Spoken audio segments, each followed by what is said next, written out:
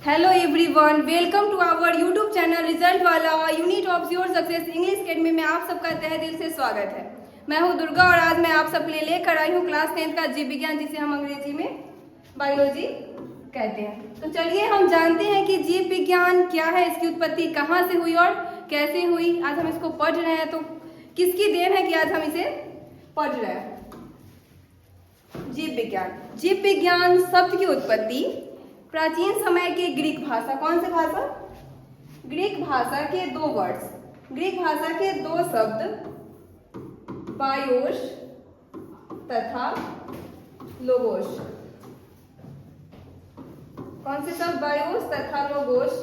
Greek भाषा के two words BIOS और लोगोस से मिलकर हुआ है, जिसमें बायोस का अर्थ होता है लाइफ यानी कि जीवन और लोगोस का अर्थ होता है स्टडी यानी कि अध्ययन करना। अर्थात हम ये कह सकते हैं कि जीवों का अध्ययन करना ही जीव विज्ञान कहलाता है। पृथ्वी पर बहुत सारे विभिन्न प्रकार के जीव जंतु, पेड़ पौधे, पक्षी पाए जाते हैं।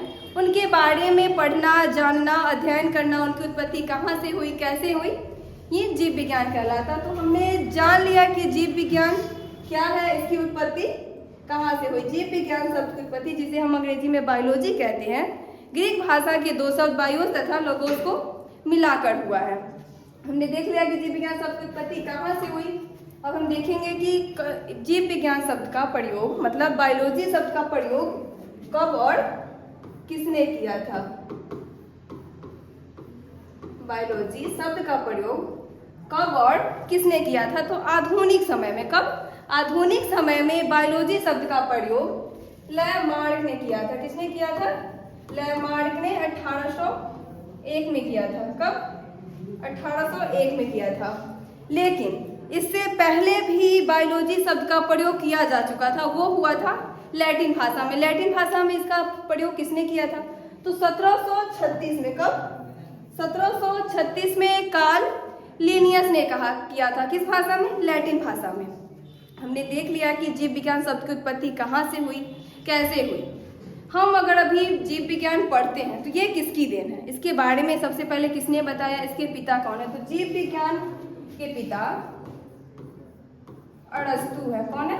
अरस्तु, जिन्हें हम फादर ऑफ बायोलॉजी भी कहते हैं, या इसे हम जीव विज्ञान का जनक या पिता। जनक उन्हें कहते हैं कि जो किसी शब्द के बारे में सबसे पहले पता लगाते हैं, उनकी खोज करते या उसके बारे में बताते, तो हम उसे क्या कहते हैं? उस चीज का पिता या जनक कहते हैं, जिसे हम बायोलॉजी के पिता किसको कहते हैं? अरस्तु को फादर ऑफ बायोलॉजी या जीव विज्ञान के जनक भी कहते हैं। किनको? अरस्तु को। तो हमने देख लिया कि जीव विज्ञान शब्द की उत्पत्ति कहाँ से हुई, कैसे हुई। अब हम देखते हैं कि क्लास 10 के जीव विज्ञान में हमें क्या क्या पढ़ना है। तो क्लास 10 के जीव विज्ञान में हमारा पहला चैप्टर है जैव प्रक्रम, जिसमें हमें पोषण, श्वसन, परिवहन और उत्सर्जन के बारे में पढ़ना है। और दूसरा चैप्टर है नियंत्रण एवं समन्वय। और तीसरा है जनन। चौथा अनुवांशिक तथा जैव विकास। और तीसरा है हमारा पर्यावरण। अब हम पढ़ेंगे क्लास 10 के फर्स्ट चैप्टर यानी कि जैव प्रक्रम के बारे में। इससे पहले हम देख लें कि जीव विज्ञान की कितनी शाखाएं हैं। जिस प्रकार साइंस को यानी कि विज्ञान को दो भागों में बांटा गया, एक भौतिक और एक जीव विज्ञान, उसी प्रकार जीव विज्ञान के मुख्य रूप से 3 शाखाएं। कितनी शाखाएं? 3, जिसमें पहला वनस्पति विज्ञान, दूसरा प्राणी विज्ञान और तीसरा सूक्ष्म जीव विज्ञान। तो वनस्पति विज्ञान में हम किसके बारे में पढ़ते हैं? वनस्पति विज्ञान में हम मनुष्य के पेड़ पौधों के बारे में पढ़ते हैं। किसके बारे में? पेड़ पौधों के बारे में, जिसके जनक थियोफ्रेट्स को कहा जाता है, यानी कि जिसे हम फादर ऑफ बॉटनी भी कहते हैं। वो कौन है? थियोफ्रेट्स। दूसरा है प्राणी विज्ञान। तो प्राणी विज्ञान में हम किसके बारे में पढ़ते हैं? प्राणी विज्ञान में हम मनुष्य के बारे में, मनुष्य और जीव जंतुओं के बारे में पढ़ते हैं, जिसके जनक अरस्तु को कहा जाता है, जिसे हम आमतौर पे फादर ऑफ बायोलॉजी यानी कि बायोलॉजी की पिता भी कहते हैं। किनको? अरस्तु को। और तीसरा है हमारा सूक्ष्म जीव विज्ञान यानी कि माइक्रोबायोलॉजी। तो माइक्रोबायोलॉजी के जनक कौन है? पहले तो हम ये जान लें कि सूक्ष्म जीव विज्ञान में हम पढ़ते हैं किसके बारे में? सूक्ष्म जीव विज्ञान में हम लोग सूक्ष्म जीवों के बारे में पढ़ते हैं। अब सूक्ष्म जीव क्या है? तो सूक्ष्म जीव वैसे जीव हैं जिन्हें हम अपनी नंगी आंखों से नहीं देख सकते। उन्हें देखने के लिए हमें सूक्ष्म जीव को देखने के लिए माइक्रोस्कोप की सहायता लेनी पड़ती है। लेकिन कुछ सूक्ष्म जीव इतने सूक्ष्म होते हैं कि उन्हें हम साधारण माइक्रोस्कोप की सहायता से नहीं देख पाते। उन्हें देखने के लिए हमें इलेक्ट्रॉनिक माइक्रोस्कोप की सहायता लेनी पड़ती। किसकी सहायता लेनी पड़ती है? माइक्रोस्कोप की। किसको देखने के लिए? सूक्ष्म जीव को देखने के लिए। तो सूक्ष्म जीव विज्ञान के जनक कौन है? सूक्ष्म जीव विज्ञान के जनक एंटोनी वॉन ल्यूवेनहॉक। हमने अभी बताया कि जनक किसे कहते हैं? जो किसी भी चीज़ के बारे में सबसे पहले पता लगाते, खोज करते हैं, उनके बारे में सबसे पहले बताते, उन्हें ही जनक कहते हैं। तो इन्हें हम फादर ऑफ माइक्रोबायोलॉजी भी कहते हैं। किनको? एंटोनी वॉन ल्यूवेनहॉक को।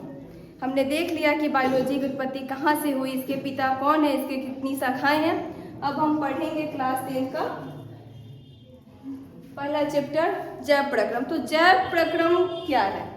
इसको जानने से पहले हमें सजीवों और निर्जीवों के बीच के अंतर को समझना पड़ेगा कि सजीव किसे कहते हैं, निर्जीव किसे कहते हैं। क्या?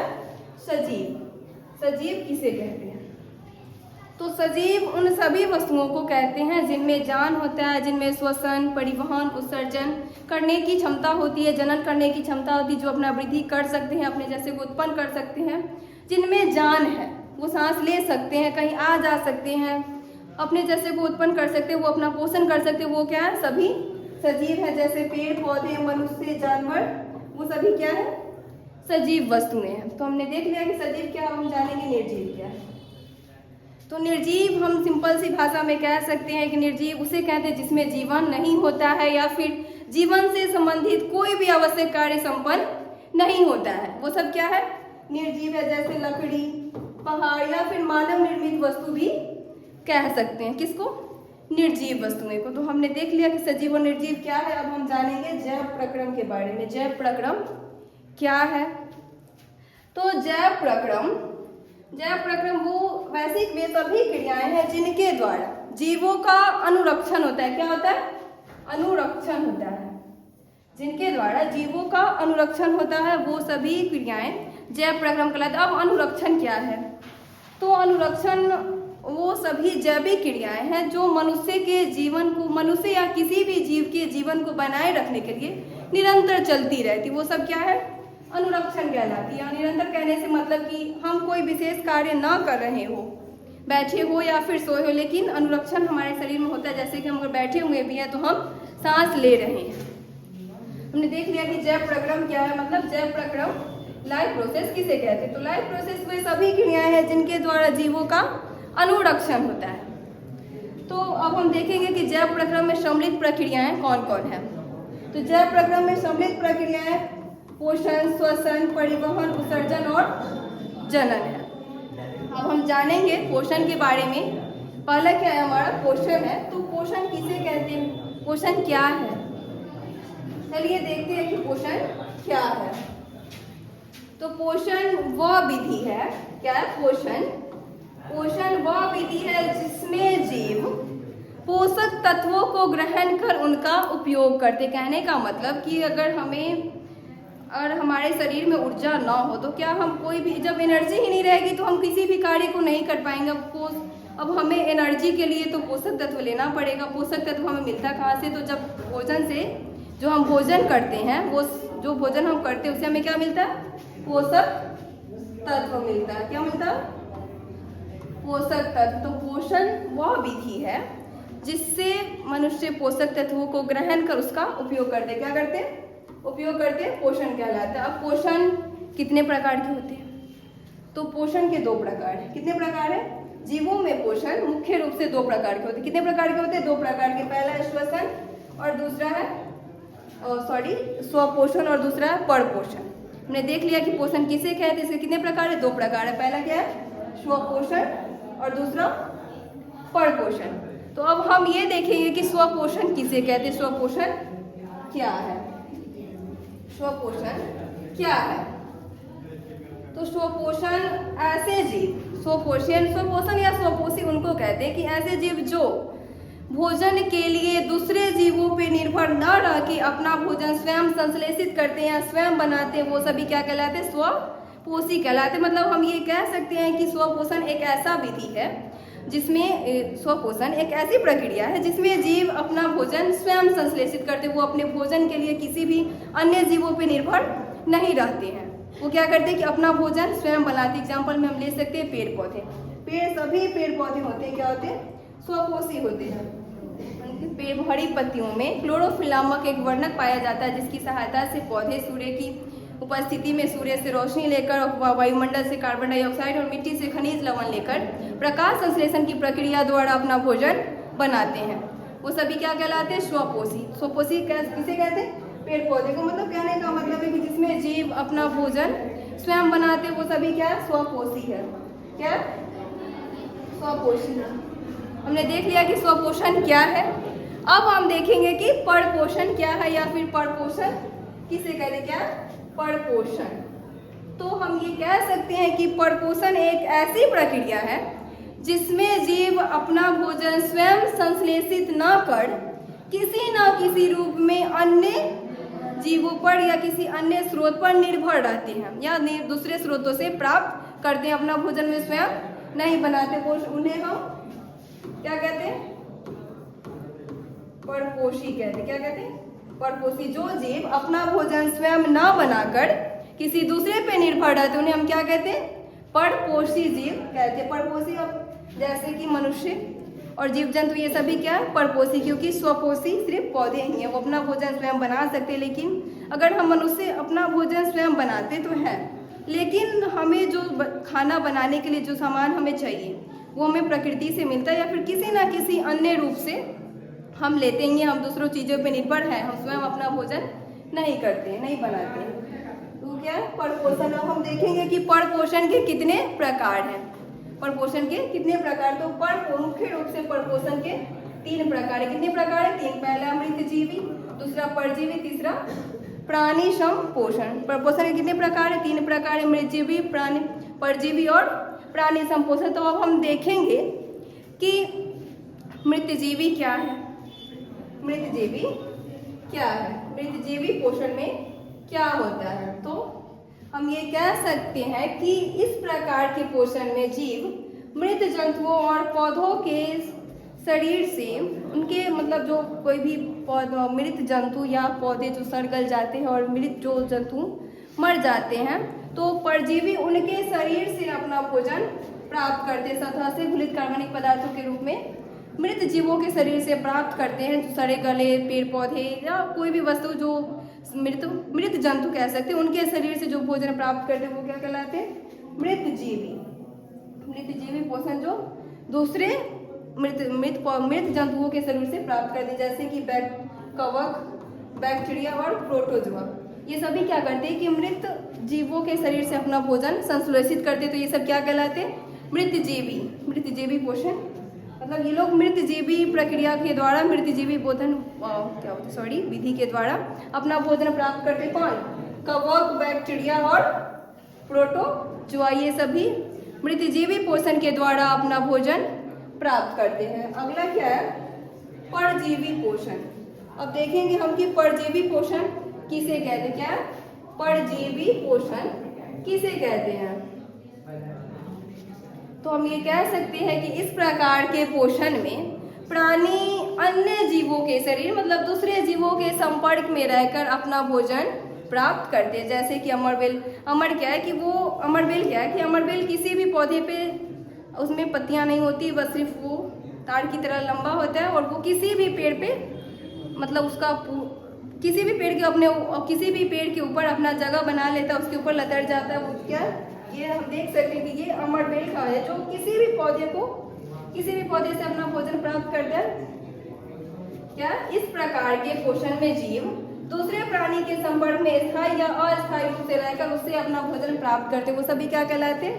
परजीवी पोषण कहलाते हैं। मतलब जैसे कि अमरबेल, गोल क्रीम और एंट अमीबा या मच्छर हमारे शरीर से प्रत्यक्ष रूप से वो अपना भोजन तैयार करता, मतलब भोजन लेता है, वो हमें काटता है, तो वो प्रत्यक्ष रूप से मतलब अस्थायी रूप से। हमने कहा कि इस प्रकार के पोषण में जीव दूसरे प्राणी के संपर्क में अस्थायी या अस्थायी रूप से भोजन प्राप्त करता है। तो मच्छर क्या है कि हमारे शरीर से अस्थायी रूप से वो अपना भोजन लेता है, हमारे शरीर से खून चूस जाता है वो सारा।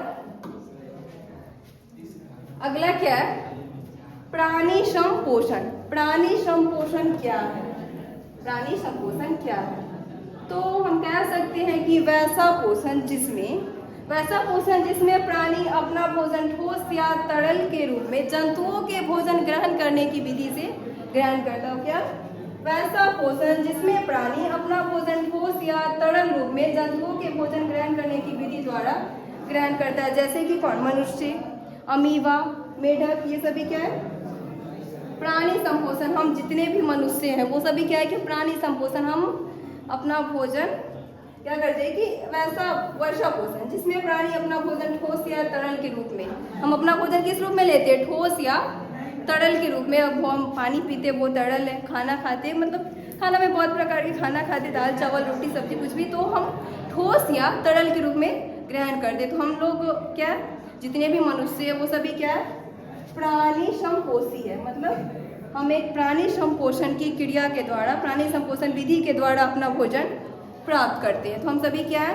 प्राणी संपोषण। हमने देख लिया कि पोषण शुरू से मैं बता रही हूँ कि हमने पहले पढ़ा कि जीव विज्ञान किसे कहते हैं, इसकी उत्पत्ति कहाँ से हुई, इसका प्रयोग कब और किसने किया। हमें क्लास 10th के जीव विज्ञान में क्या क्या पढ़ना है मैंने बता दिया है। और हमारा पहला चैप्टर जैव प्रक्रम है, जैव प्रक्रम भी बता दिया मैंने, सजीवों और निर्जीवों के बारे में बताया। और हमने देख लिया कि पोषण के कितने प्रकार होते हैं, 2 प्रकार होते हैं पोषण के, स्वपोषण और परपोषण। तो हमने स्वपोषण के बारे में भी जान लिया और परपोषण के बारे में भी जान लिया। परपोषण के 3 प्रकार होते हैं, मृतजीवी, परजीवी और प्राणी संपोषण। चलिए अब आगे बढ़ते हैं। क्या? प्रकाश संश्लेषण। अब प्रकाश संश्लेषण क्या है? अभी अभी मैंने बताया कि जो स्वपोषण की विधि होती है वो पौधों में होती है, और पौधों प्रकाश संश्लेषण की प्रक्रिया द्वारा ही अपना भोजन तैयार करते। क्या करते हैं कि प्रकाश संश्लेषण, जिस क्रिया के द्वारा पौधे अपना भोजन तैयार करते हैं उस मूलभूत प्रक्रिया को प्रकाश संश्लेषण कहते हैं। किसे कहते हैं? प्रकाश संश्लेषण। जिस विधि के द्वारा पौधे अपना भोजन तैयार करते हैं, मतलब पौधे अपना भोजन बनाता है। पौधों की पत्तियों में, हरे पत्तियों में एक क्लोरोफिल नामक वर्णक पाया जाता है जिसे हम हरित लवक भी कहते हैं। उसकी सहायता से सूर्य की उपस्थिति में सूर्य की रोशनी लेकर, वायुमंडल से कार्बन डाइऑक्साइड, मिट्टी से खनिज लवण लेकर वो प्रकाश संश्लेषण की प्रक्रिया द्वारा अपना भोजन बनाते। किसकी क्रिया द्वारा? प्रकाश संश्लेषण की प्रक्रिया द्वारा अपना भोजन बनाते। प्रकाश संश्लेषण की क्रिया को हम इस तरह से लिख सकते हैं, सूर्य का प्रकाश और क्लोरोफिल है। तो चलिए आज के लिए इतना ही, आगे का हम पढ़ेंगे इसके बारे में। आगे का हमारा टॉपिक होगा जंतुओं में पोषण। जंतुओं में पोषण किस प्रकार होता है इसके बारे में हम पढ़ेंगे अगले वीडियो में। तब तक के लिए आपका वीडियो देखने के लिए बहुत बहुत धन्यवाद। अगर वीडियो पसंद आए तो चैनल को सब्सक्राइब जरूर करें।